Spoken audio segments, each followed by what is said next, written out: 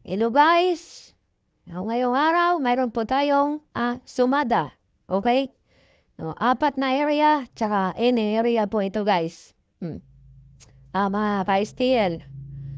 Siyempre, bago natin ibigay lahat, pero disclaimer lang tayo. Okay? Yung mga babanggitin ko po na number is pawang summary lang. No? Hindi po tayo sure na lalabas or tatama.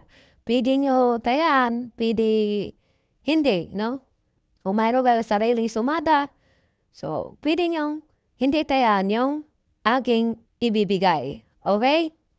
So, yun. Okay, unahin natin to ang Bulacan. 24, 32, 28. So, okay, Casas, no? Or Balot. Ulitin ko 24, 32, 28. Okay? Tsaka isang pares na 14.30 yung sa Bulacan. Angeles 30, 23, 6. Okay? Kalot di po or Pasas. Tsaka isang pares na 13, 28. Yun po. Okay po?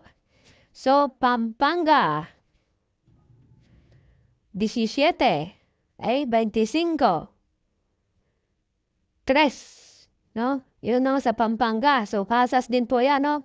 Pagsamahin nyo na lang yung tatlong number. Tsaka isang pares na Gis 14. So, yun po. Okay? Ang Laguna, Gis 30, 6. Okay? So, Pasas din po yan, no? Taga Laguna.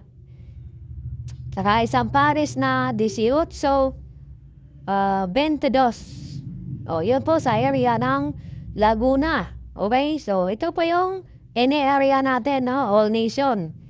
27, 24, 31. So, Pasas din po yan, okay?